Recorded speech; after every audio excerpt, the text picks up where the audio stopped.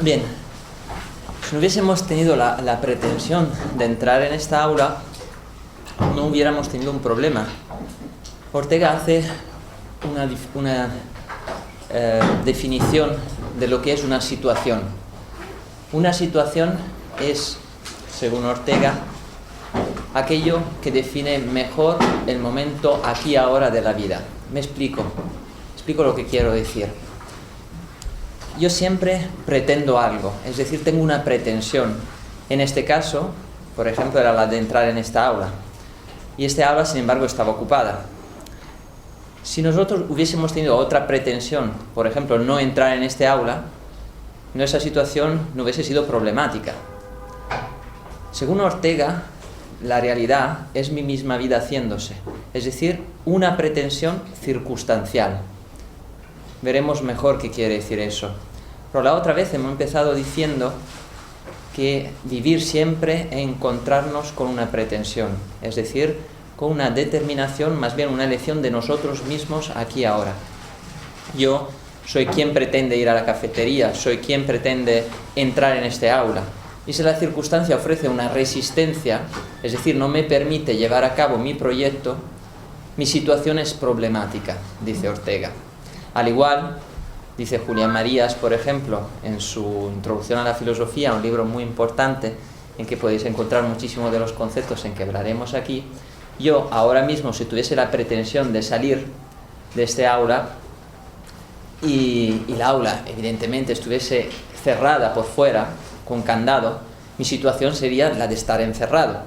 Pero si yo no pretendiese salir, como de hecho no pretendo, y ahora mismo me encerraran físicamente con un candado, mi situación no sería radicalmente, en rigor, la de estar encerrado, porque no pretendo salir. Es decir, la realidad es una pretensión circunstancial, es mi vida, aquí y ahora haciéndose, pero mi vida siempre es un proyecto circunstancial. Yo pretendo ser alguien aquí y ahora, quiera o no. Quiera o no quiere decir que incluso cuando yo creo que no estoy pretendiendo absolutamente nada, soy quien no pretende nada. Es decir, nunca en ningún momento puedo ser nadie. Ahora bien, ya veremos qué quiere decir también ser nadie, porque más bien que nada tendremos que hablar en la filosofía del problema de ser nadie, porque la nada es un término abstracto, fundamentalmente asociado a la muerte. Pero naturalmente la muerte en el fondo es una aniquilación de quiénes somos, y por eso más que nada deberíamos hablar de ser nadie. Y en la sociedad, por supuesto, hay muchos momentos en que nos sentimos nadie, incluso en las relaciones personales, en que hay una desconfiguración de nuestra circunstancia, pero eso lo veremos con tiempo. Lo que es importante entender es que Ortega, como dije la otra vez, en la otra clase, siempre dice que vivir mi vida es una pretensión o proyecto circunstancial. Yo pretendo tener una idea de quién soy en el instante siguiente para vivir, y estoy obligado a ello, estoy forzosamente obligado a esa radical libertad, dice Ortega. Entonces es importante ya familiarizarnos con los conceptos de pretensión y circunstancia. Pretensión es quién pretendo ser aquí ahora, y circunstancia es todo lo que me encuentro para ser yo, es decir, para llevar a cabo mi proyecto. Así que me encuentro con mi cuerpo, con mi sangre, con mi psique, con mis neuronas, con el mundo físico entero, con todas las interpretaciones de la realidad, con la historia entera. A través de todo ello yo me encuentro a mí mismo. ¿Por qué? Porque en el fondo pretendo ser alguien. Eso no puedo dejar de pretenderlo en ningún momento. La otra vez empezamos haciendo un análisis del problema de la verdad precisamente desde el punto de vista de la pretensión, porque verdad no se queda en un concepto abstracto. Para saber qué es verdad, tenemos que entender qué pretendemos conocer y en el fondo quién pretendemos ser. Ahora bien, la otra vez dije que la pretensión del filósofo es aquella radical que pretende saber a qué atenerse con respecto a la totalidad de lo que hay. Ya vimos que cuando no sé quién soy, es que no sé a qué atenerme y necesito pensar. Por ejemplo, precisamente en el momento en que no sabíamos si podíamos entrar dentro de este aula, todos lo pretendíamos, teníamos el mismo proyecto y no podíamos. Entonces cada uno pensaba, intentaba llegar a una idea. Es decir, no teníamos una creencia, más bien la creencia de que podíamos entrar en este aula se quebrantó. Nosotros creíamos y automáticamente veníamos, entrábamos dentro de este aula. Y sin embargo, nos quebrantaron esa creencia. Entonces, ¿qué tuvimos que hacer? Pues saber a qué atenernos. Es decir, empezamos a pensar. El pensamiento, dice Ortega, es una función de la vida. Pensamos toda vez que no sabemos quiénes somos. En ese caso, pretendíamos ser alguien concretos, entrar dentro de este aula, y sin embargo no podíamos. Entonces teníamos que pensar quién íbamos a ser. Por ejemplo, quién iba a ser yo en ese momento era buscar un bedel, buscar un responsable. Es decir, tuve que cambiar mis proyectos, tuve que pretender ser alguien distinto para llevar a cabo, en última instancia, el proyecto radical que lo fundamentaba todo, que era entrar en este aula para dar una clase de filosofía. Entonces, en todo momento yo tengo que elegirme a mí mismo, lo que significa para Ortega pretensión, proyecto. Ahora bien, para quien esté familiarizado un poco con la historia de la filosofía, podemos entender que eso, que parece bastante simple a primera vista, nos otorga un concepto de la verdad radicalmente distinto. En la filosofía, como anticipé en la primera clase, y como voy a explicar hoy mejor, sin duda, se ha entendido la verdad como una adecuación del pensamiento al objeto. Os dije la otra vez, si yo digo aquí hay un vaso, esto es verdad. ¿Por qué? Veremos el por qué. Porque se entiende que hay una realidad sustantiva en sí, fuera de mí, a la que yo simplemente, para llegar al estado de verdad, tengo que llegar pensando, adecuando mi pensamiento al objeto que tengo delante de mí. Lo que se ha llamado adequatio intellectu ac res, es decir, en latín, se ha llamado así por los medievales, que eran grandes seguidores de la filosofía de Aristóteles, adecuación del pensamiento a la cosa. Ortega nos está planteando el punto de vista del problema de la verdad, que así, dicho entre paréntesis, se mantendrá hasta incluso en la fenomenología de Edmund Husserl.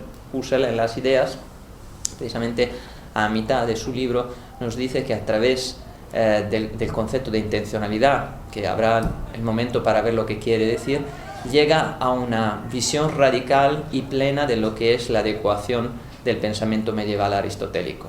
En efecto, para quien esté familiarizado con la fenomenología, la idea de la verdad del fenomenólogo es la de describir la realidad para llegar a esencias que se pueden conceptuar. Es un poco más complicado que esta definición que acabo de decir, pero no quiero ir más profundamente sobre ella porque en este momento no hace falta. Lo que está planteando Ortega es que verdad es cumplir con la idea de que tengo de mí mismo en el instante siguiente, y no solo cumplir con ella, sino además ella tiene que ser auténtica, es decir, tiene que ser una idea de mí que se justifica plenamente en mi vida y que además pues es conforme al sentido radical de la vida humana. Me explico. Volvemos al concepto de situación. Yo siempre estoy en una situación porque siempre pretendo ser alguien, y de ahí brotan todos los problemas de la vida. En todo momento pretendo ser alguien, y esta constante pretender genera distintos estados de verdad. Ya vimos la otra vez, si yo pretendo saber dónde está la cafetería, si yo pretendo entrar dentro del aula, la verdad será todas las condiciones que permitirán descubiertas, que yo voy descubriendo, que me permitirá llevar a cabo mi proyecto de ser quien entra dentro del aula o quien va a la cafetería. Pero también os mostré que cada proyecto, cada pretensión tiene un valor, porque si no viviríamos en un estado de absoluto relativismo de pretensiones o de proyectos. Pero ¿cómo medir el valor de cada pretensión o de cada proyecto? A eso me estaba refiriendo la otra vez cuando hice un ejemplo muy concreto de que yo pretendía ir a la cafetería y de repente me llaman del hospital y hay un familiar que está enfermo, entonces, digamos, pospongo el proyecto de irme a tomar un café a el de ir rápidamente al hospital. ¿Por qué? Porque creo que ir al hospital tiene más valor. Bien, pues nos encontramos con una cualidad de la verdad que inicialmente habíamos dado por desconocida, que es la posibilidad de ordenar mis proyectos según un estado de valor. Bien, entonces, ¿habrá, esa es la pregunta, una situación radical en la vida humana. Me explico qué quiere decir con situación. Situación, hemos dicho, es una pretensión que se realiza siempre en una circunstancia. Pretender ir a la cafetería, pretender ir al hospital, pretender salir de esta habitación, pretender hablar, es decir, en todo momento soy alguien concreto, es decir, tengo un proyecto.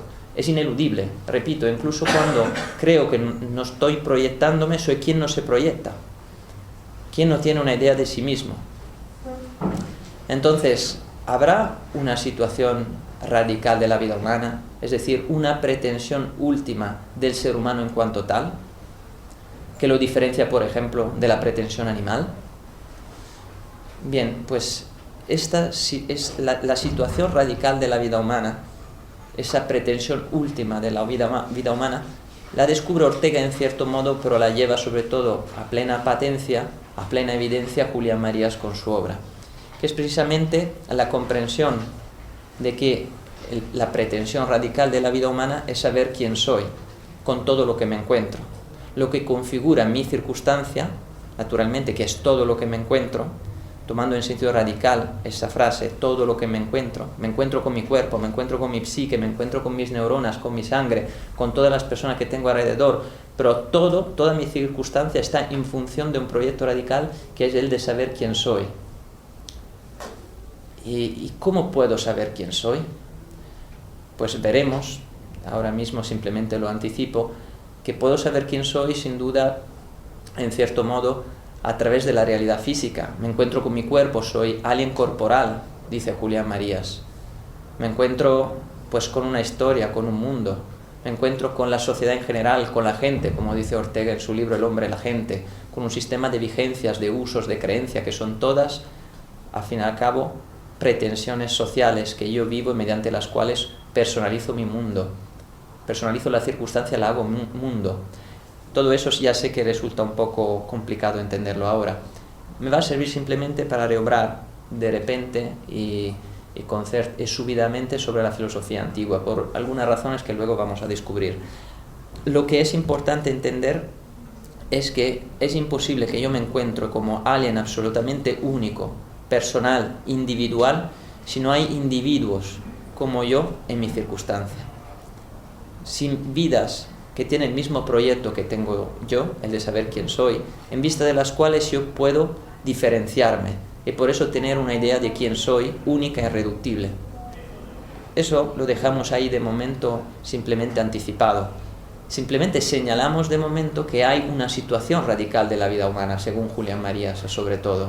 También se vislumbra en Ortega, por supuesto, en su fórmula yo soy yo, mi circunstancia, si no la salvo ella, no me salvo yo, que ya veremos mejor qué quiere decir eso.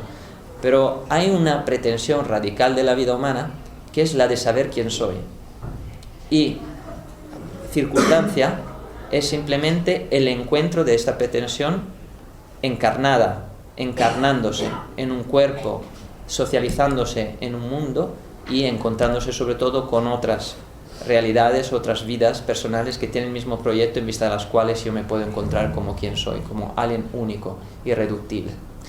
Bueno, vamos a alejar un poco de momento esa nebulosa de pensamientos, porque todavía es un poco una nebulosa, y concretizar más acerca de lo que os dije muchas veces, que la pretensión filosófica es una pretensión de totalidad. Yo pretendo conocer, comprender la totalidad.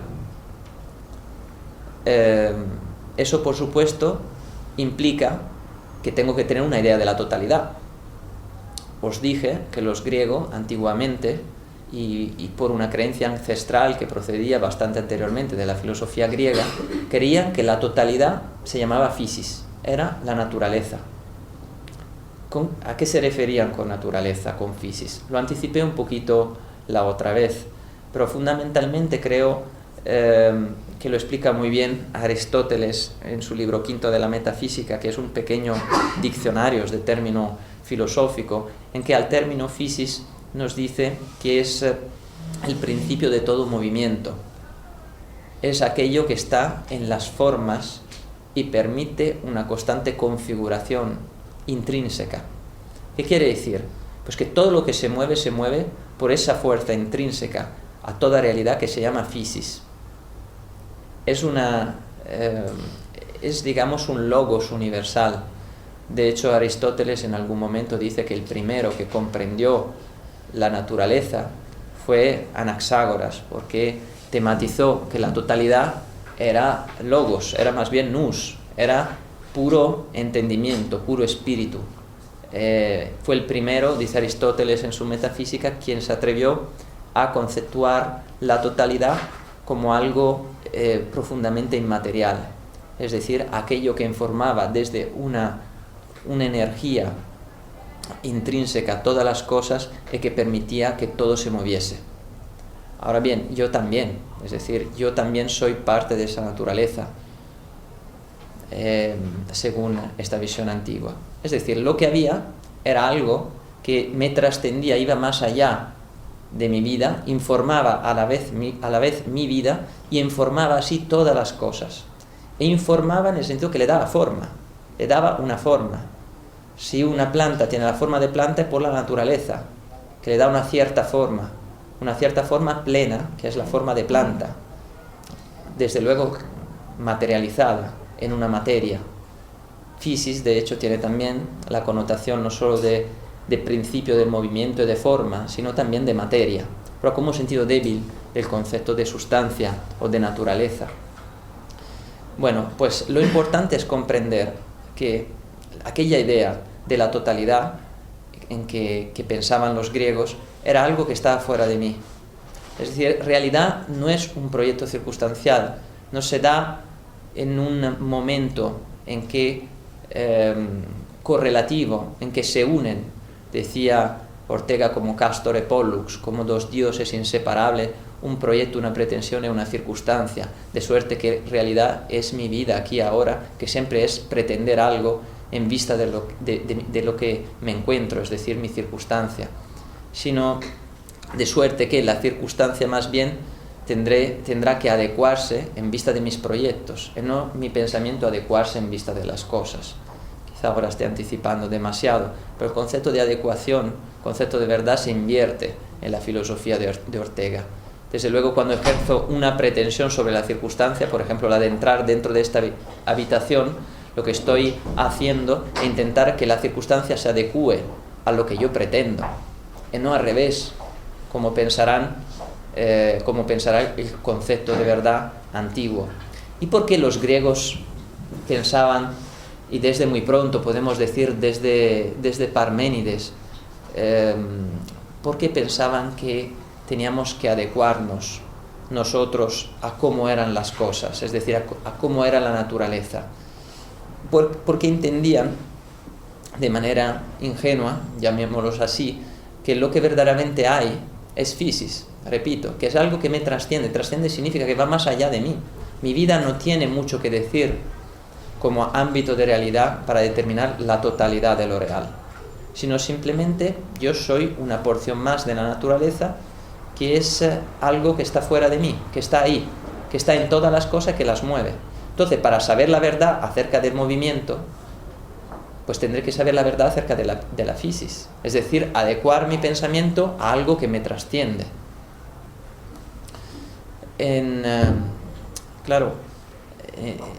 la otra clase mostré que la physis, por supuesto, es un orden, es un cosmos y es la totalidad para los griegos. Y por eso, siendo la totalidad, tiene en sus manos el principio y el fin de todas las cosas, es decir, el arché y el telos. Arché quiere decir principio en griego, telos, fin. Entonces hay un movimiento que me trasciende a mí, repito, que trasciende a mi vida, que es en sí fuera de mí y que anima, da vida a todas las cosas, las configura, le da una forma y permite también un movimiento.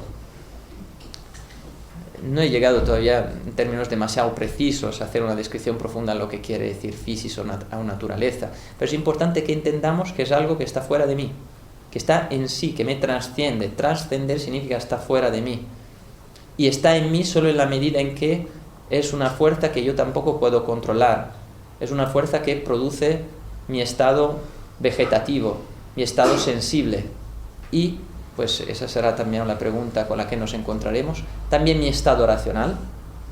Pues aquí está el problema del determinismo de la naturaleza en la filosofía antigua. Que no os preocupéis, también nos encontraremos con él. Y es el problema de la adecuación. Es decir, mi racionalidad también se tiene que adecuar a las formas de esta physis, de ese movimiento que está fuera de mí. Entonces, ¿qué libertad le queda al hombre? Eso es un poco un problema del concepto de la verdad como adecuación, que nos lo reencontraremos muchas veces y poco a poco iréis comprendiendo el alcance de ese concepto de verdad y sobre todo el límite radical que ha impuesto a la filosofía occidental, porque, repito, está vigente hasta la mismísima fenomenología. Es indudable que la fenomenología alemana, como Husserl lo declara en algunas ocasiones, pues quiere sublimar el concepto clásico de verdad. Por supuesto, utilizando una innovación tan nueva no es, porque ya se encuentra en Platón y Aristóteles, que es el concepto de intencionalidad. El mismo Brentano pues señala su origen cuando la recupera en la filosofía antigua. Pero volvamos a la physis. La pretensión del filósofo es la de saber, de comprender la totalidad. Bueno, pues totalidad para el hombre griego que se pone a filosofar ya tiene un nombre, que tiene ya un concepto, y es physis. Entonces, cuando se pone a filosofar para comprender esa totalidad que tiene delante, se encuentra buscando aquellos elementos o formas que pueden comprender la physis. Por eso, los primeros filósofos son, como dije la otra vez, fisiólogos, naturalistas. Buscas elementos como tales buscaba el agua, o Empédocle el aire, la tierra, el fuego y el agua también, pues buscaban elementos que pudiesen constituir la naturaleza. Entonces, claro, nos encontramos que el filósofo antiguamente lo que estaba haciendo era física, pero con un método filosófico. Eso nos lo dice Julián Marías en la introducción a la filosofía. Es también una visión típica de la escuela de Ortega, que está también en Zubiri, que se encuentra, por supuesto, en Ortega también muy pronto, incluso en ideas y creencias, incluso en, algo de ello encontramos hasta en las meditaciones de Quijote. O sea, Ortega entiende que hay una creencia acerca de lo que es la realidad, es decir, una idea oculta, que es lo que es una creencia, una interpretación de la realidad oculta, de lo que es todo lo que hay, y que llaman los griegos physis, y que es el conjunto de la materia movido por una energía intrínseca que trasciende las capacidades del hombre, y a eso lo llama physis.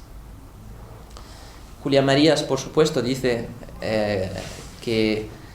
lo dice en Biografía de la Filosofía, que el concepto antiguo de physis conservaba un elemento que era el azar, que era la diosa, que era la Moira en los antiguos dioses, que a veces los primeros filósofos seguían asociando a la naturaleza. ¿Por qué? Porque había movimientos de la naturaleza que eran impredictibles, que no se podían encontrar mediante la razón, que eran imposibles de descifrar. Por ejemplo, el día en que voy a morirme, o si un día llueve o no llueve. Ahí, pues por supuesto, empieza muy pronto la ciencia, en ese caso la astronomía, tiene pues como digamos técnicas de previsión, no como ciencia, pues la tenemos de siglos y siglos antes, por supuesto, de la filosofía.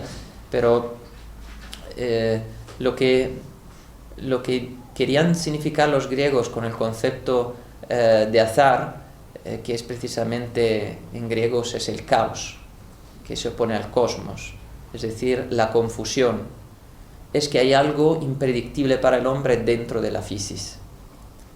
Entonces el hombre lo que tiene que hacer es buscarle una forma, unos principios, unos elementos que puedan ordenar ese conjunto, esa fuerza incontrolable, pero que manifiesta un orden, que es el cosmos, el orden de la physis, y que nosotros intentamos buscar. Repito, los griegos lo que estaban haciendo, según Ortega y según Julián Marías, cuando estaban haciendo filosofía, estaban haciendo una física, en un sentido antiguo, como ciencia de la physis, pero hecha con un método filosófico, es decir, no con la matemática. En el momento en que se aplicará la matemática a la comprensión del movimiento de la naturaleza, nacerá pues la física.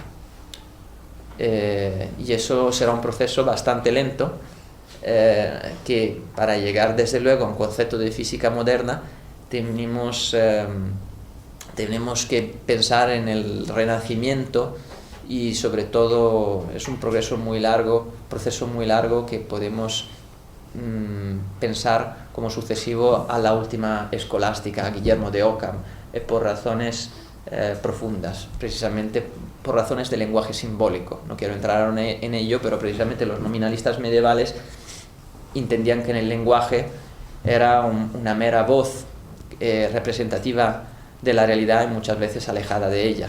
De ahí que el símbolo representativo de algo se hizo cada vez más propio del lenguaje matemático, y de ahí pues se llegó poco a poco a aplicarlo a la comprensión de la realidad mediante procesos matemáticos. De ahí tenemos la física moderna. Pero con perdón, no quiero entrar a fondo sobre esa cuestión, pero lo importante es comprender que los griegos lo que estaban haciendo era una física todavía no hecha con método matemático, sino buscaban un principio y un fin a la totalidad. Es extraña la situación, porque estamos diciendo que había una creencia acerca de la totalidad de lo que hay, que es la physis. Sin embargo, a esa creencia, que no es totalmente rigurosa filosóficamente porque no se pone en duda, es una creencia, está ahí oculta, y nos dice directamente: ahí hay la totalidad y se llama physis, nadie lo duda. Aristóteles no duda de la physis, simplemente busca cuál es su principio, busca la idea de un principio y fin de la naturaleza, cómo se puede organizar también. Así lo hace Tales de Mileto, lo hace Anaximandro, Anasímenes, lo hace Demócrito, anticipando la visión atomista moderna, lo hace Anaxágora, en fin, lo hacen tanto los fisiólogos como luego pues los teóricos de la entidad. Pero con respecto a la entidad, que es ente, y la función de Parménides en la historia de la filosofía, algo tan delicado y complicado que quizá hoy lo vamos simplemente a empezar a señalar para luego entrar dentro de la filosofía aristotélica. Pero es lo que hace Parménides con el concepto de physis es algo todavía más extraño y que implica otra creencia radical. Pero eso quizá lo podamos ver al final un poco de esta clase para introducirnos. Pero es importante entender otra cosa, volviendo a Ortega. Y lo siento si haremos comparaciones constantes, pero estamos interpretando el nacimiento de la historia de la filosofía misma, desde un sistema filosófico, que nos permite, desde mi punto de vista, comprender lo que hacían los antiguos sin darse cuenta, como dice Ortega en la idea del principio de Leibniz. Es decir, estamos haciendo una hermenéutica de la historia de la filosofía desde un sistema filosófico que yo creo puede comprender lo que estaban haciendo los filósofos cuando han empezado a filosofar, sin darse cuenta de lo que hacían. ¿Por qué? Porque tenían muchas creencias. Creencia, recuerdo lo que quiere decir según Ortega, viene pues expresado muy claro en sus libros tanto sociológicos, lo cual no quiere decir que no sean profundamente filosóficos, más bien metafísicos, como El hombre y la gente, o su librito Ideas y creencias, donde Ortega precisamente explica que yo, para saber quién soy y proyectarme, tener un proyecto, una pretensión, que aquello a lo que estoy obligado en cada momento, pues tengo que tener un mundo mínimamente configurado, es decir, una interpretación de la realidad ya como potencialidad. Por ejemplo, el vaso, yo cuando lo miro ya sé quién soy en vista de este vaso, yo soy quien bebe. No me pregunto quién soy, porque ya lo sé.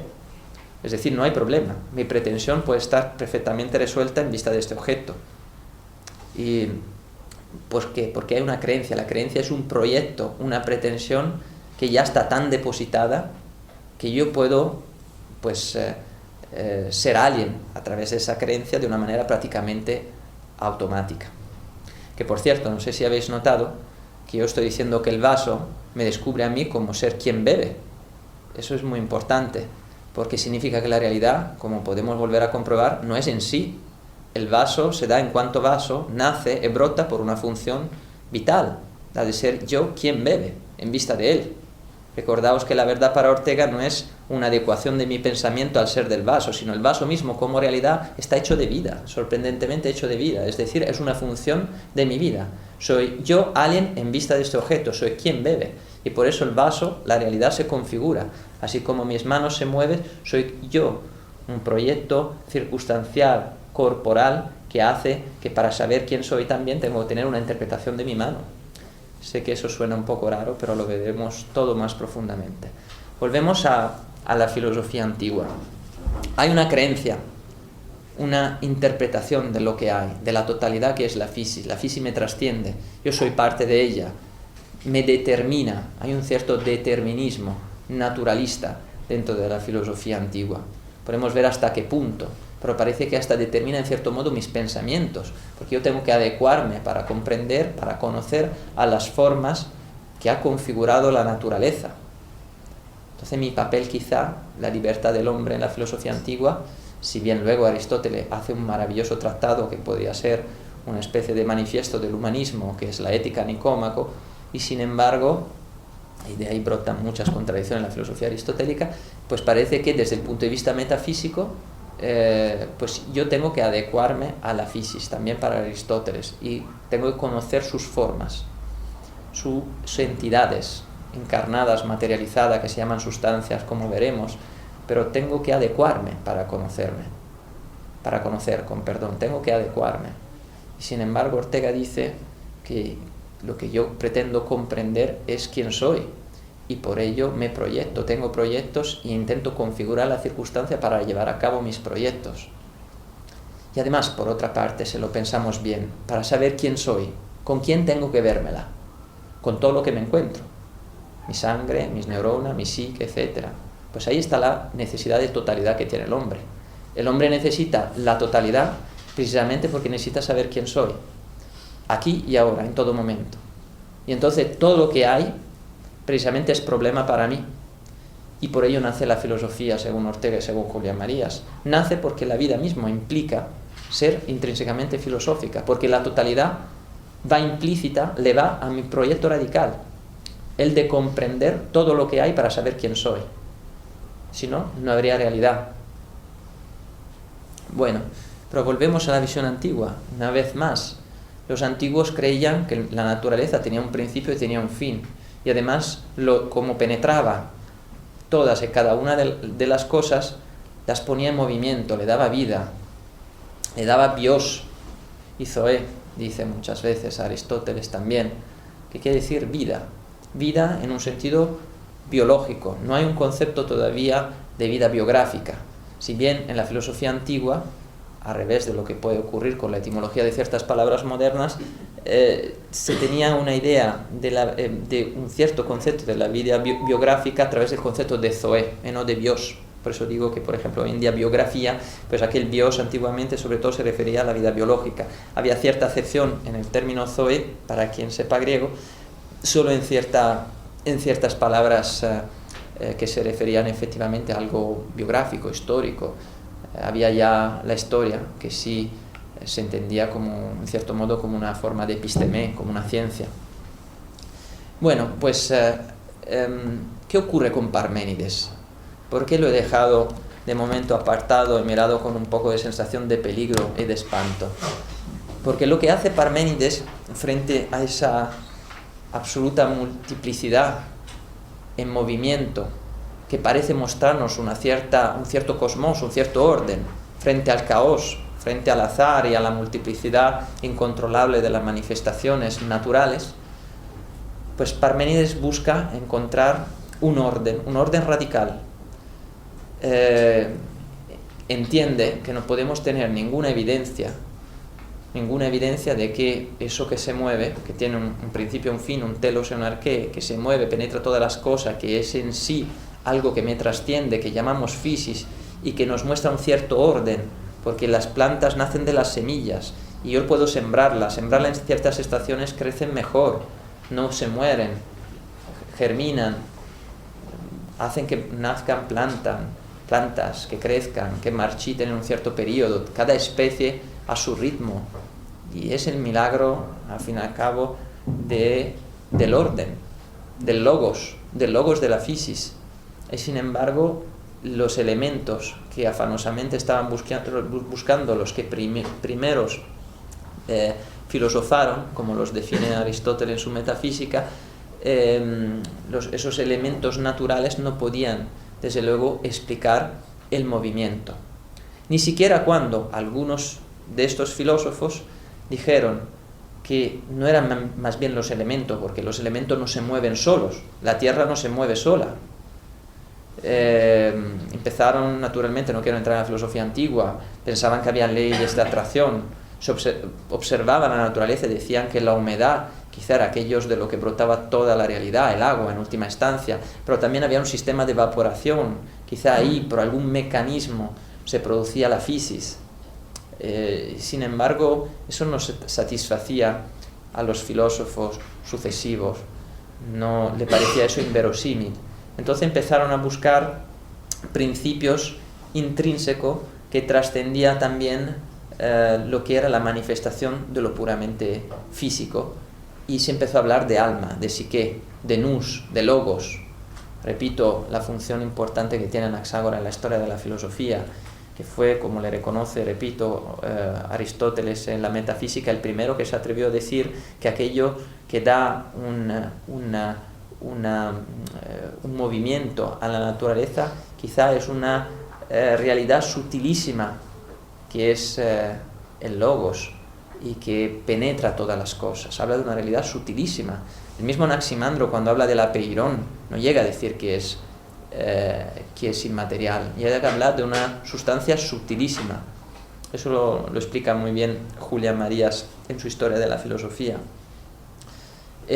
Por otra parte, Anaximandro, es verdad, podríamos pensar que con apeirón, peras en griego quiere decir límite, aquel a es un alfa privativo que quiere decir no tener límite, aquello que no tiene límite, porque los griegos realmente estaban asombrados frente al espectáculo de la realidad. Esa fisis que lo mueve todo, pero ¿qué es? ¿O quién es? ¿Están todavía presentes los dioses? No se puede ya admitir, porque nadie los vio, ni los tocó, ni habló con ellos. Todavía hay un halo metafórico, normalmente en los primeros filósofos, que tiene todavía alguna conexión con el mito, que sin embargo se abandona. Más bien hay que mirar la naturaleza y buscarle un principio y un fin. Pues bien,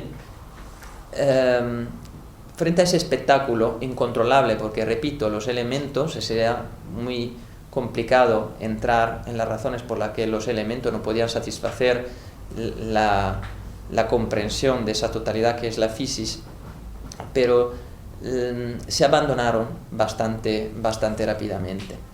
¿Y qué es lo que se llegó a decir principalmente después de las teorías de los elementos? Las últimas teorías de los elementos empezaron a hablar que estaban unidos a través de amor y odio. Por ejemplo, Empédocles se empezó a decir que la realidad se componía y se descomponía por razones tan profundas, razones que permitían a que hubiese seres humanos hechos de brazos bien puestos, de ojos, que todo funcionara tan magníficamente bien, pues tenía que haber una fuerza que era el amor como una fuerza de atracción que componía las realidades y los elementos, pero con una razón superior que no podía ser intrínseca a los elementos materiales, que evidentemente tenía que ser algo que trascendía hasta la materia. Entonces se empieza a hablar de fuerzas ya que empiezan a ser inmateriales. Pues bien, llega un momento, pero hay que señalar, antes de que llegue este momento, que es Parménides, otra visión más acerca de la fisis, y es el problema precisamente de que no se conseguía encontrar el principio y el fin. Es decir, sentido, la otra vez se me preguntó qué quiere decir sentido. Yo por lo pronto dije, bueno, pues es el principio y el fin, el por qué y el para qué. En este caso, pues arge y telos se refiere a la realidad entera, todo lo que hay. Pues no se encontraba ese principio y ese fin. Las teorías eran insatisfactorias, por supuesto. Y entonces hubo un momento que se buscó aquello que mejor se comprendía. El movimiento es difícil de comprender. Pensemos en la etimología del término concepto. viene de capere, de captar, de coger. Hay que recordar que Aristóteles en el Peripsique, en el De Anima, su tratado sobre el alma, habla que conocer es utilizar el alma como una mano que coge objetos. Hay que pensar también que en el mismo tratado sobre el alma Aristóteles habla del alma precisamente como una tablilla de cera donde los objetos se imprimen, dejan su huella, de forma que naturalmente yo pueda adecuar mi pensamiento a la forma de los objetos mediante el concepto. Concepto es captar, es poner límites a la realidad, es cogerla, atraparla, para que no se me escape. Y si la realidad se mueve es como un líquido que hace que mi mano no consiga retenerla, sino que vaya desparramándose más allá de mi capacidad de agarrarla, de aferrarla. Y sin embargo, lo más conceptuable, entonces, de eso que llamamos totalidad, pues es sin duda la estabilidad que pueda tener dentro de su movimiento.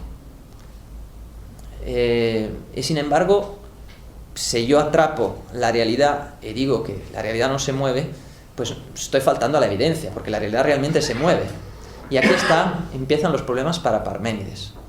Parménides busca un concepto que permita, de alguna manera, atrapar todo lo que hay, atrapar absolutamente todo lo que hay y, de alguna manera, conceptuarlo. Es decir, que podamos controlarlo. Pues bien, lo que llega a decir Parménides, sorprendido, asombrado. Los griegos tenían un total asombro. Hay un término griego que es taumatzein, que quiere decir asombrarse frente al espectáculo de la totalidad, que para ello, repito, era la physis. Y Parménides dijo, frente a todo eso, lo único que puedo decir es que todo ello existe. Es digamos, la propiedad que está implícitamente manifiesta en toda manifestación, se me perdone la redundancia, de la realidad. Es decir, lo primario, lo primero que yo puedo decir es que todo existe, como si Parménides, tan asombrado por ese espectáculo, de repente dijera, existe. Entonces, mirando un vaso, por ejemplo, lo más verdadero que se puede hacer acerca de un vaso es que existe. Mirando una silla puedo decir que existe, mirando un animal es que existe. Y cada vez que digo que existe, la realidad no cambia, porque sigue existiendo. Ya sé que estamos en la pura abstracción, pero sin pura abstracción no se comprende a Parménides. Parménides lo que nos está diciendo que la existencia es una. De hecho, ese predicado puedo repetirlo con cualquier realidad y funciona. Funciona frente a esa pared existe. Cada uno de ustedes existe. Ese vaso existe. Pues parece prerrobullesco, pero la filosofía, desde luego, necesita llegar a explicar cosas aparentemente evidentes, pero que no lo son en absoluto.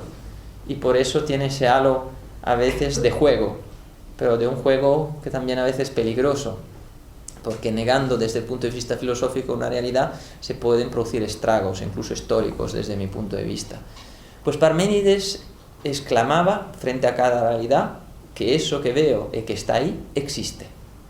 Y lo podía exclamar frente a cada realidad, lo cual le hizo pensar que la existencia es una. El ser, que es lo que quiere decir en el fondo existir, to einai en griego, pues es uno, no cambia en el fondo, porque todo existe. Pero en el fondo Parménides tenía razón. ¿No os ha ocurrido alguna vez ver, tocar, pensar algo que no existe? Es una contradicción. Si yo pienso algo que existe. Si yo veo algo que existe. Así que a lo mejor los futuros interesados en la fenomenología como David podrá entender que el concepto de intencionalidad ya lo descubrió Parménides, porque conciencia siempre es conciencia de algo, como nos dice Brentano, ¿no?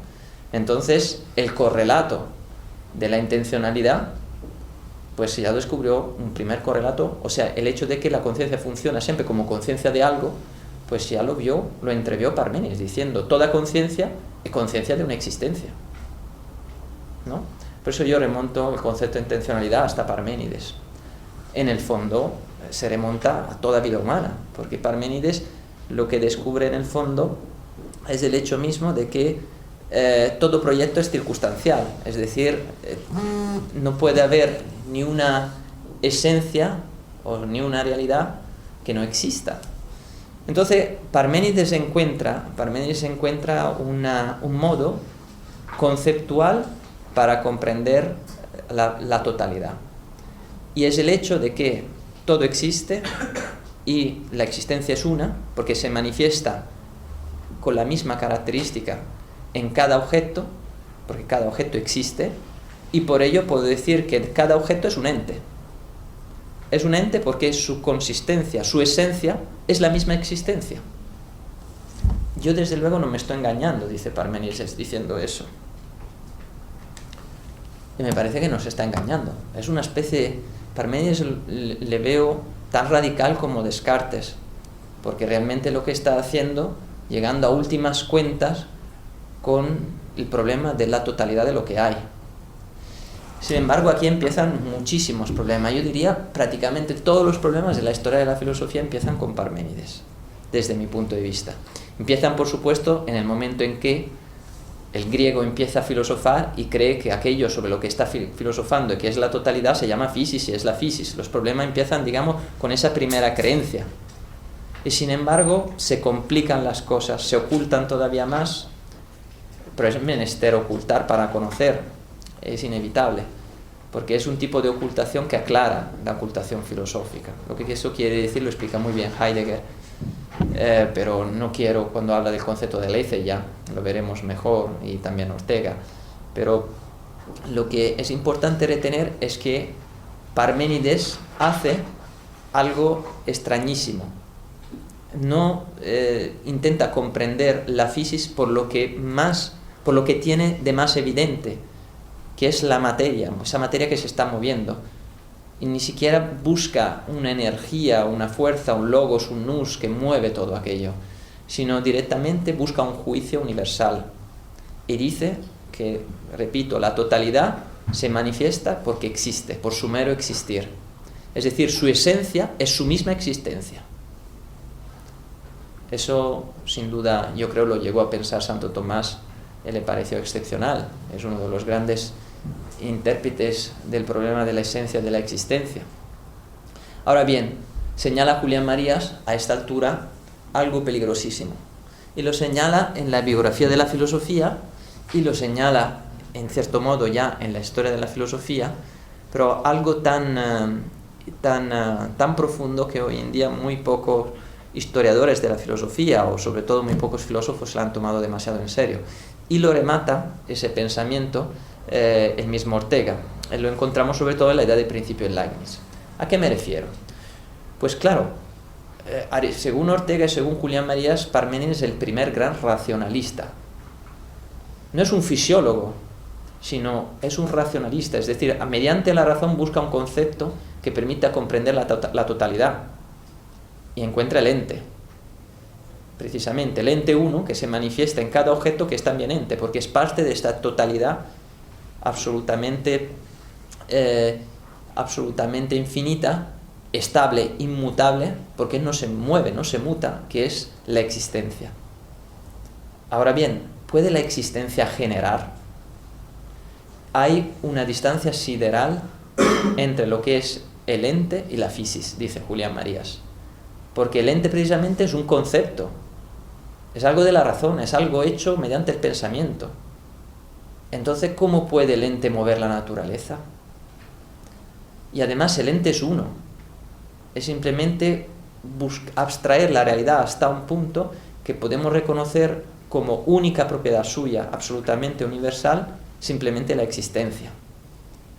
¿Y cómo volver a la realidad concreta? ¿Cómo volver a la realidad concreta mediante este concepto? Pues de ahí brotan muchísimo de los problemas de la historia de la filosofía. Desde mi punto de vista, como veremos, también la traumática ruptura del concepto de sustancia en Aristóteles en sustancia primera y sustancia segunda. Y eso, pues en la historia de la filosofía todavía no se está comprendiendo demasiado. Pero hay un paso fabuloso en la idea de principio de Leibniz en que Ortega ya nos alerta sobre esta situación. Dice, yo comprendo qué es la cubicidad, yo comprendo qué es la esfericidad, yo comprendo qué es la redondez, porque son abstracciones de lo sensible. Y puedo comprobar mediante la sensibilidad, mediante el estete, que quiere decir en griego pues la facultad sensible, puedo comprender abstracciones como la esfericidad, repito, lo colorado, lo coloreado, lo duro, lo agudo, lo puntiagudo, la puntigudez, si queremos decir, todo lo que puede ser sustantivado, abstraído desde lo sensible, tiene una evidencia de referencia. Pero ¿qué quiere decir la entidad desde el punto de vista de la sensibilidad, de los sentidos, del olfato, del gusto, de la visión, del tacto, del oído? ¿Qué quiere decir la entidad? Pues absolutamente nada, dice Ortega. Es una abstracción del pensamiento. Empieza lo que se llama el racionalismo en la historia de la filosofía. Y la razón, pues, produce conceptos, y esos conceptos difícilmente mueven la physis. Es decir, hemos pasado a otro ámbito, a otra interpretación de la realidad. Y sin embargo estamos acumulando distintas creencias que ocultan el hecho primario, que es la verdadera realidad, que es pues la vida, yo aquí ahora, un proyecto circunstancial. Esta es la verdadera realidad según Ortega. Fijaos el espacio de 2000 años que ha habido, mucho más de 2000 años, si pensamos Tales de Mileto nos lo dan por el siglo VI a.C., y ya Aristóteles sabemos que es del siglo IV, pues sabemos que hasta pensar por primera vez la naturaleza, que ya oculta la vida, es una dimensión de la vida la naturaleza, simplemente una dimensión física que tiene un movimiento intrínseco. Y luego, encima, la vida la estoy ocultando con el concepto de entidad, con un mero concepto de existencia aplicado para comprender la physis. Estoy muy lejos para comprender que la realidad es mi vida aquí ahora, un proyecto circunstancial, y que lo que pretende es que realidad, precisamente, es un proyecto, una vocación. Yo, aquí ahora, haciéndome a mí mismo, comprendiéndome en vista de todo lo que hay. Y sin embargo, todo lo que hay para los griegos era physis, y para Parménides el ente, la entidad. Estoy yendo muy despacio, repitiendo muchas cosas, porque siempre estoy un poco preocupado por la posible sí. Una pregunta. Sí. ¿Sería muy precipitado decir que en Parménides ya hay un cierto germen para el idealismo de la modernidad? No sería para nada precipitado, porque precisamente es una idea, la de Parménides, ¿no? Él tiene una idea que busca comprender la totalidad. En ese caso, la totalidad es naturaleza. Es una creencia lo que hay por totalidad. Y hemos visto también que la filosofía nace como física, en un sentido antiguo, hecha con método filosófico, no matemático. Sino el método filosófico es aquel camino, métodos en griego quiere decir camino, acceso a la comprensión de la totalidad, de suerte que la totalidad manifiesta su principio y su fin último. Y que sea totalidad, porque naturalmente, ¿qué diferencia hay entre la filosofía y la física como ciencia contemporánea? Que la física como ciencia contemporánea, que estudian los físicos hoy en día, no está interesada en el movimiento de la totalidad de lo real, simplemente en el movimiento físico. O sea, de una dimensión de la realidad, que es una dimensión de mi vida, porque la realidad es mi vida. Entonces, y encima, ya se nos dará tiempo, veremos cómo precisamente para comprender el movimiento encima de lo físico, tengo que comprender el movimiento molecular del cuerpo humano, porque lo físico, como descubre Heisenberg, pues siempre está distante de mí. Hay siempre un principio de incertidumbre que limita la comprensión de lo físico a través de la matemática, porque no puede haber una precisión última, porque el cuerpo mío es aquel lugar donde se manifiesta la totalidad del universo. Con lo cual la matemática es una mera aproximación de una idea física. Pero no quiero anticipar cosas que pueden confundir. Si bien esto es una aplicación de la filosofía de Ortega a la física y permite finalmente comprender en qué consiste la física desde mi punto de vista. Pero sí, sin duda, no es descabellado, al contrario, es muy acertado decir que hay un nacimiento precisamente racionalismo en el sentido de que a través de la razón buscamos un concepto, una idea, y esta idea, como es filosófica porque pretende abarcarlo todo y dar razón de la totalidad, pues nos encontramos inevitablemente con una idea. Ahora bien, ¿qué hace Platón sucesivamente? Platón se encuentra que tiene que bajar a la realidad más concreta, pero cargado del concepto de entidad. Y ese es el problema. ¿La entidad cómo es? Pues llega a decir que es esférica, porque es perfecta. No porque es esférica, porque tenga una forma. La esfera, para los griegos, era el concepto, la visión geométrica de la perfección. Había números también perfectos, según sobre todo los platónicos que tan interesados estaban en los números, ¿no? Tan fluido por la escuela pitagórica estaban. Pero la esfera era la perfección de la realidad. El ente era perfecto, lo abarcaba todo. Y además, dice, era imperecedero. O sea, no tenía fin, era apeirón también. O sea, Parménides recupera los rasgos, es muy auténtico Parménides, porque recupera ciertas verdades que él veía en las filosofías anteriores para llegar a un nivel superior de la verdad. Efectivamente, la verdad, como os he dicho desde la primera clase, no es ni relativa ni absoluta, sino se intensifica. Y veremos la intensificación de la verdad a lo largo de este curso. Bien, pues, ¿qué tiene que hacer Platón? Platón, una vez que se encuentra con una concepción de todo lo que hay tan perfecta, de suerte que con un concepto se puede comprender todo en cada uno de los seres, precisamente porque todo es, por eso se llaman seres, se empiezan a llamar seres, porque son existentes. No hay mejor definición. ¿Qué mejor definición que existente como definición básica, mínima, precisamente de aquello que indudablemente siempre existe? Yo siempre me encuentro con algo, por supuesto. Entonces, es imperecedero el ente, lo abarca todo, es esférico, porque la forma de la esfera es lo perfecto, y no hay posibilidad, dice Parménides en sus poemas tan bellos, en que se deja llevar por las diosas, antes, digamos, con el rostro oculto y finalmente viendo la luz, el sol, y toda esa serie de metáforas finalmente en que las diosas le desvelan la verdad, y ahí el concepto de alece ya como de desvelamiento de lo que está oculto. Pues ¿qué es lo que le desvela? Nos llega a decir en esos maravillosos poemas, pues le desvela que todo es existencia, que todo existe. Y de hecho recupera hasta una evidencia epicúrea.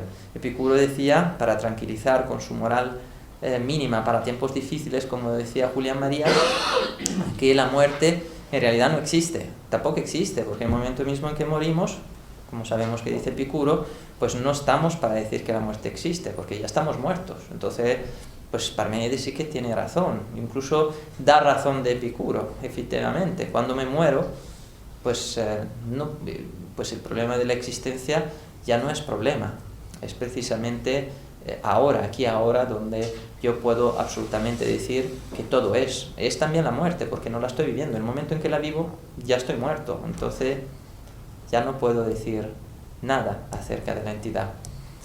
Pues bien, ¿qué hace Platón una vez que se encuentra con ese concepto? Puede ser suficiente.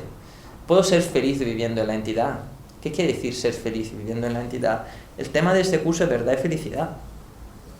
Pues imaginémonos que si yo soy un filósofo y pretendo comprender la totalidad, todo lo que hay, y imaginémonos que quiero vivir con la filosofía, porque se dice que con la filosofía se pretende vivir, o mal vivir, pero desde luego lo que estamos intentando es comprender la realidad para que yo pueda vivir mejor. Pues claro, la visión social que se tiene en general de la filosofía, que es un pensamiento abstracto que no sirve para nada. Se dice que Tales de Mileto, tan empeñado en pensar sus abstracciones, se cayó en un pozo sin darse cuenta. Pues la entidad de Parménides, desde luego, no mejora la situación. La está más bien radicalizando, llevando al límite. Porque yo puedo ser feliz teniendo esa certidumbre. Yo tengo un problema, tengo la pretensión de saber en qué consiste todo lo que hay. Porque vivir, pues, tiene una pretensión radical, saber quién soy, y la totalidad es lo que me encuentro, pero tengo que tener una idea con respecto a todo eso que me encuentro. Pues es el ente.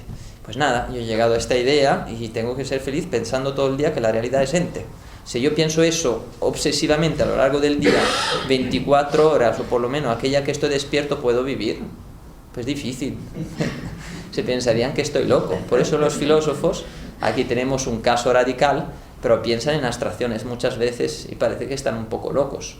Pero realmente hay un problema. Hay un problema que es precisamente bajar la entidad, o más bien darle vida a la entidad, o más bien, ¿qué hacer con la entidad? ¿Qué se le ocurre a Platón? Pues Platón entiende que la entidad ha conseguido pues ser un predicado que puede comprender la totalidad de lo que hay. Lo puede comprender, lo puede abarcar todo eso que hay. Y además lo pone en una fijeza y estabilidad definitiva. Porque nada se escapa a la existencia. Por mucho movimiento que pueda haber por ahí, todo eso es ser, es ente. Entonces nadie me puede engañar con respecto a eso. Y sin embargo, Platón, ¿qué tiene que hacer? Pues tiene que responder a los sofistas. ¿Por qué los sofistas? Porque podéis imaginaros lo bien que se lo estaban pasando los sofistas cuando Parménides, en los secuaces de Parménides, estaban diciendo que la realidad consiste en entidad. Y los sofistas que buscaban darle al pueblo, pero sobre todo al pueblo más rico, ofrecerle aquellos instrumentos para vivir, teniendo la mejor oratoria, la mejor capacidad para desenvolverse en asuntos concretos de la vida, eso es lo que ofrecían los sofistas. Imaginaos qué le podía ofrecer el pobre Parménides diciéndole a las personas que todo era ente. A veces me siento un poco como Parménides, diciéndole a la gente que la realidad está hecha de vida. Eso, que no sé hasta qué punto a las personas le puede interesar. Lo sorprendente es que no le interesan tampoco a los profesores de filosofía a veces, que están en otros asuntos. Y sin embargo, Parménides había hecho un gran descubrimiento. Y los sofistas, pues lo que estaban haciendo, darle a las personas una razón práctica, no filosófica, sino simplemente para la praxis, para la acción en la sociedad y para triunfar, para saber hablar, para tener una oratoria.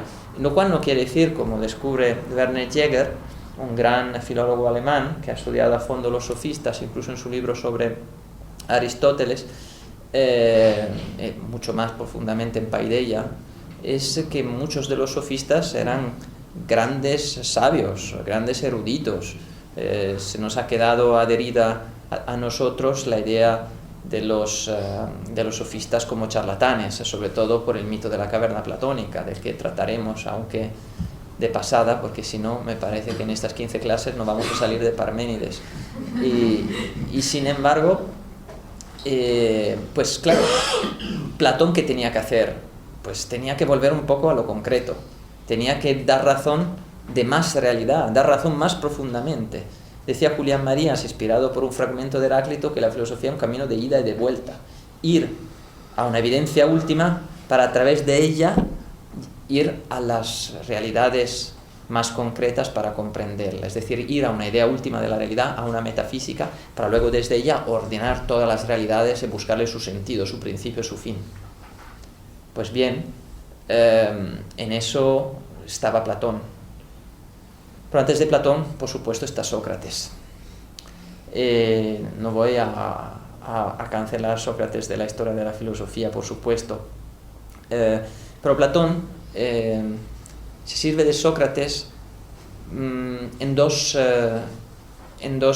sentidos, que son aquellos, yo creo, que reconoce sobre todo Aristóteles, aquello que más le debemos a Sócrates, que nos dice Aristóteles en su metafísica. Al comienzo de su metafísica ya nos reconoce, así como decía que reconocía a Anaxágora la idea de un movimiento de la fisis que fuera pues casi inmaterial, reconocía a Sócrates precisamente la capacidad de la razón de inducir, es decir, el principio inductivo, pasar de lo particular a lo más universal, para llegar ¿a qué? A definiciones universales.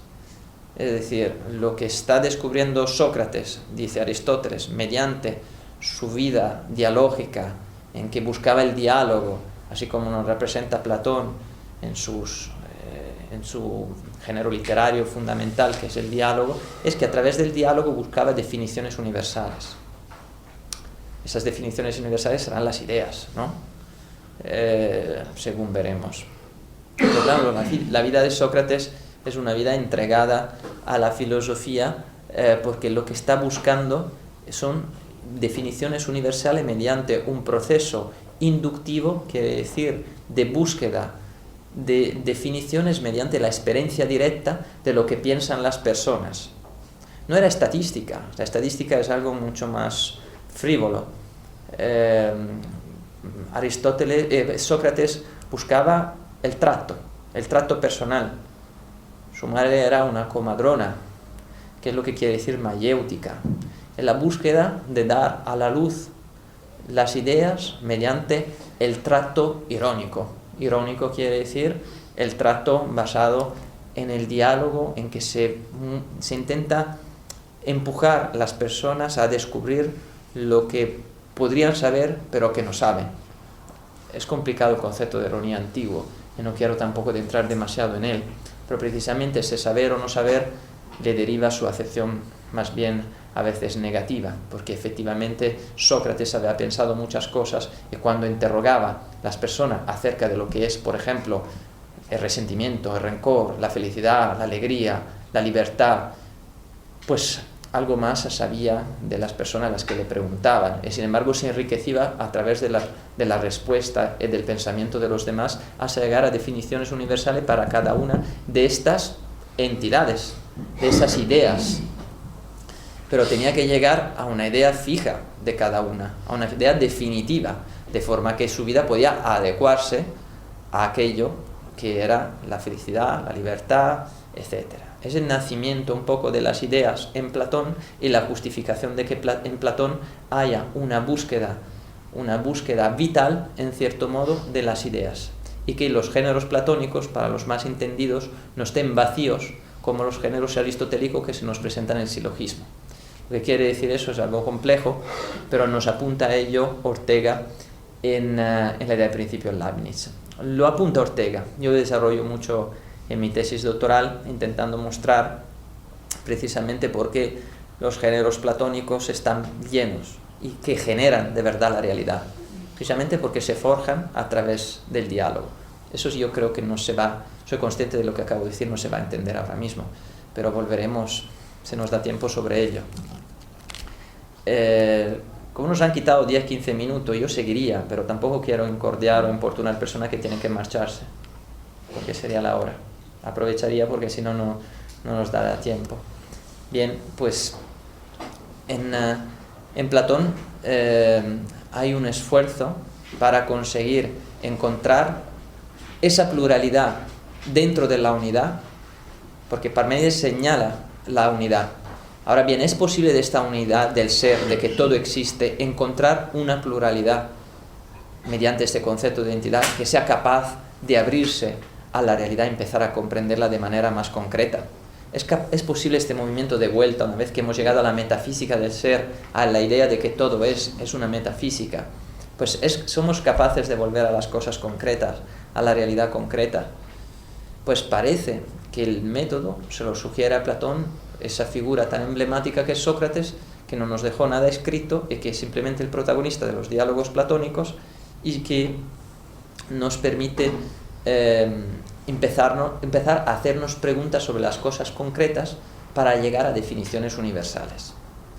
Ahora bien, esas definiciones, repito, es muy importante que retengáis eso, tienen que ser estables, definitivas, tiene que ser lo que son las cosas.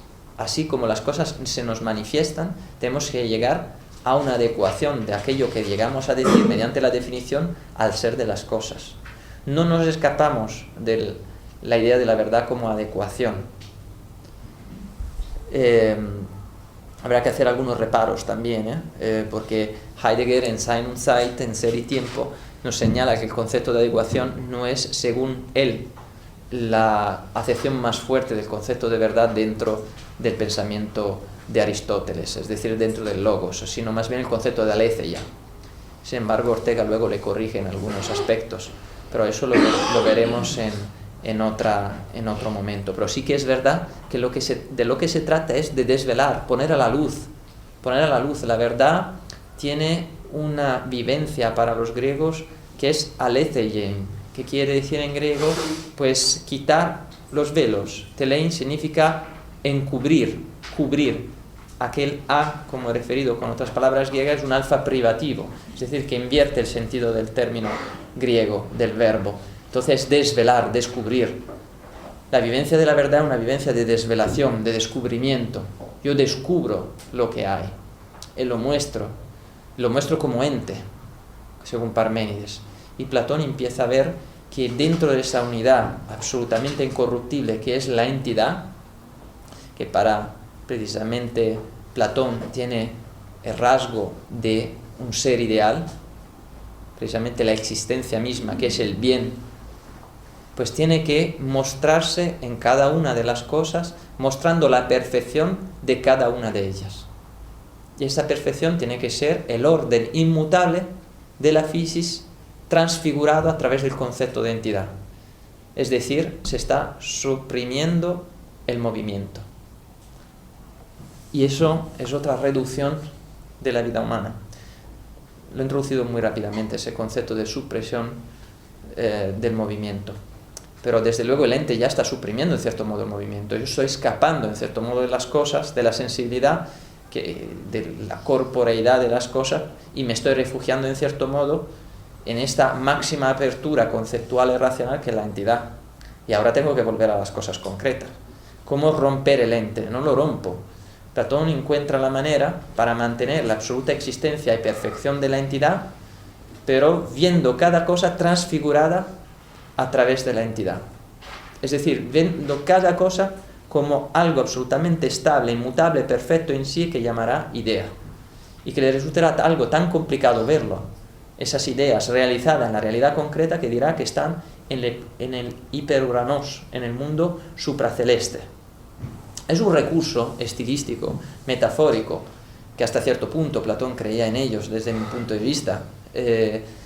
Y sin embargo, de hecho Aristóteles en su metafísica dice eso, es palabrería y mera metáfora, ¿no? Lo cual no quiere decir que Aristóteles tenga un concepto malo de la metáfora.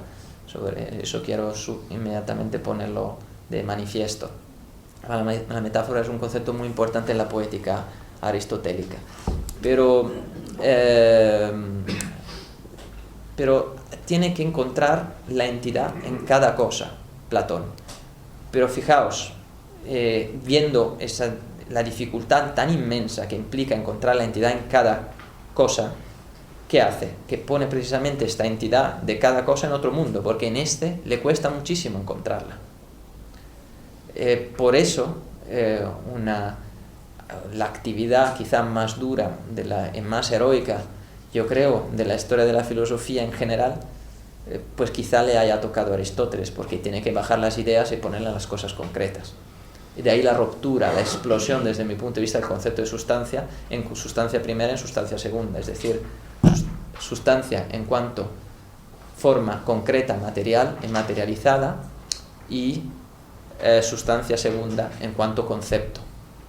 En Aristóteles, precisamente, el racionalismo parmenideo choca completamente con su mentalidad absolutamente sensista, sensual, sensualista, que busca atenerse a las cosas concretas. Y esa es una enorme contradicción, probablemente la mayor, como mostraré, de la filosofía aristotélica, y que obliga a Aristóteles a unos tremendos malabares en su pensamiento, sin perder de vista, y ya voy a concluir, el problema de la felicidad. Este curso, como os dije, se titula Verdad y Felicidad, pero verdad desde un punto de vista metafísico. La verdad que estamos buscando es que tenemos que desvelar el sentido de la totalidad, el principio y el fin de todo lo que hay. Y el camino del pensamiento, de momento, nos ha llevado a la entidad. Bueno, nos ha llevado antes a los primeros que filosofaron, que nos mostraban elementos, fuerzas, y a Parménides. Ahora nos estamos empezando a vislumbrar, simplemente vislumbrar, volveré sobre ellos en la próxima clase. Empezamos a vislumbrar a Sócrates y Aristóteles, Sócrates y Platón. Aristóteles ni es una vislumbre aquello que estoy haciendo ahora. Entonces, pues estamos mostrando el método, el camino, el camino hacia la verdad metafísica, que es la pretensión última de la vida humana, según Ortega, comprenderme en vista de todo lo que hay, saber quién soy. Eso, por supuesto, no se había descubierto todavía, pero el camino hacia la totalidad me descubre la physis, me descubre la entidad, me empieza ahora a vislumbrar las ideas. Pues puedo ser feliz siendo filósofo si mi vida es dedicarme de momento a descubrir esencias, a descubrir una entidad, a descubrir todo eso que estoy descubriendo. Pues habría que hacer dos acepciones del concepto de felicidad. En cuanto a qué hacer, sí que un filósofo de vocación está contento a descubrir lo que está descubriendo, porque está desde luego descubriendo en qué consiste la realidad última, en qué consiste la verdadera existencia, es decir, está haciendo metafísica, y eso sin duda le hace feliz. Pero vivir desde aquella metafísica le puede hacer sumamente infeliz, porque desde esa metafísica no puede comprender su vida hasta solo una parte marginal de ella, porque en el fondo la idea última de la realidad es una idea de mi vida. Metafísica es una idea de mi vida. Para quien quiera profundizar sobre este concepto, profundizaremos en el curso, pero esta idea de la metafísica, un libro de Julián Marías, sumamente esquemático, corto y profundo, como casi todo, como todo lo que escribe Julián Marías. Ahí viene esa idea. Idea de la metafísica es una idea de la vida humana. Pues la idea de la vida que tuvieron, es decir, la idea de la consistencia última de la vida humana que tuvieron los antiguos fue, pues aparte de Parménides, el ente. Estamos ocultando la vida, desvelando la naturaleza, pero ocultando la vida.